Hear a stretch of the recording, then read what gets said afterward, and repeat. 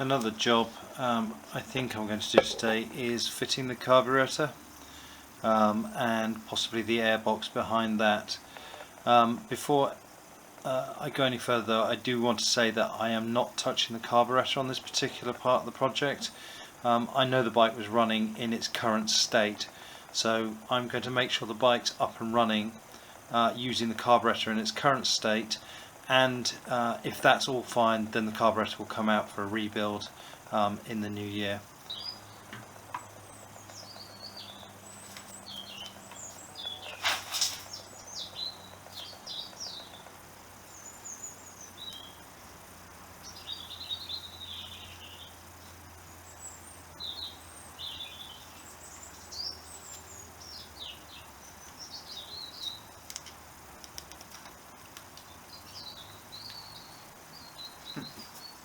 It's quite tight.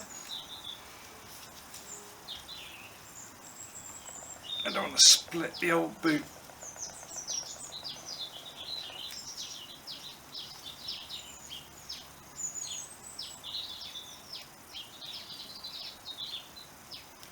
That is tight.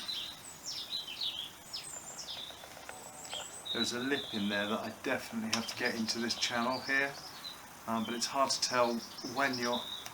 That feels like I've hit the lip. I need to get past that though.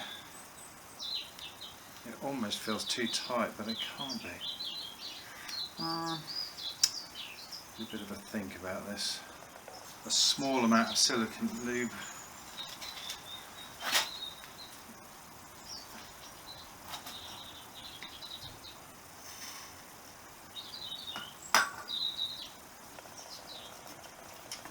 Just try and get... This rubber I think is quite hard, so being an old mount, and I suspect it's lost some of its suppleness. Either that or it's the wrong size, something's gone wrong further down the line. But if this part of the carburetor goes into the opening okay, so there we go. The power of lubricant. Fabulous. Amazing. It really, a little bit of lube does make a big difference.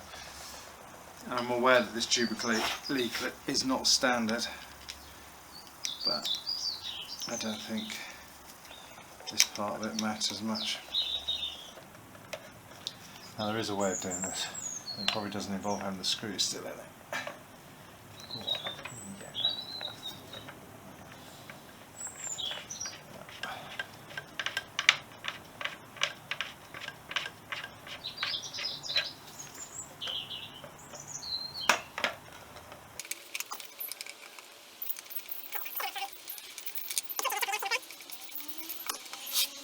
Right, let's see if I can first of all get the...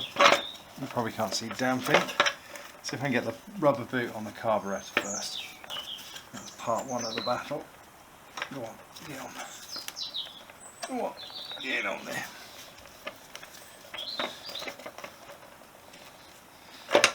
Now again, it's one of those rubber boots that's a little bit... Oh, actually, before I do that, put the Jubilee clip on it. Otherwise I'll be cursing myself.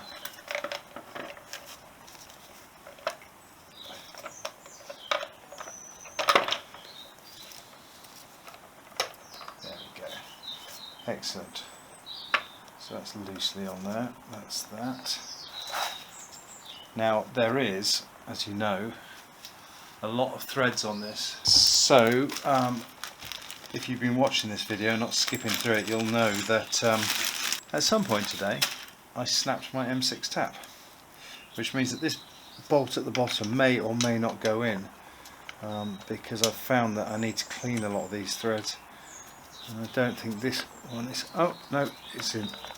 It's fine. So I was a bit worried that I was going to need to clean that thread, but find out that I didn't actually have the tap for it anymore. But it's gone in, so that's good. And now it's the two bolts at the top.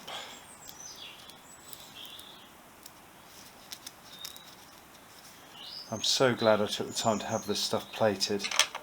I ummed and ahed whether to just put the old gammy nuts back in, because this was never supposed to be a full nut and bolt redo. But honestly, for the money, it is such good value.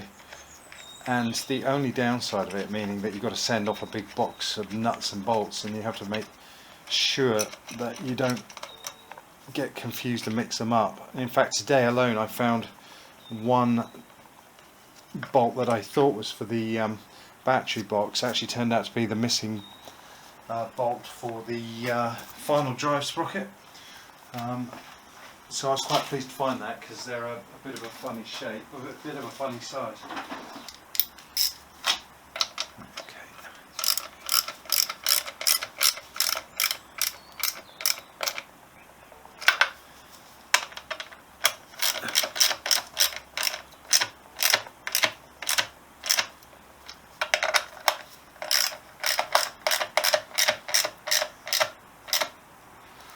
I'm not going to populate that because the side covers still need painting, so I'm going to leave the filter out for now.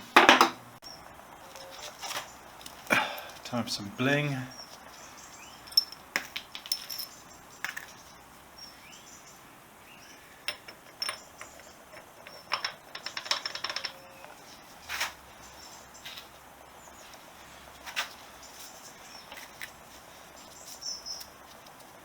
I just chucked these bits in for powder coating while I was at it.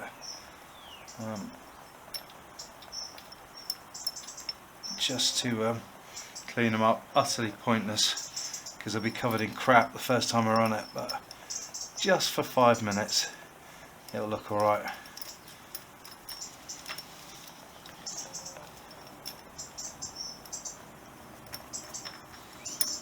I suspect this will have to come off again in a bit. It's only for fitting the chain. Actually no, it's a split link chain, so it might stay on there.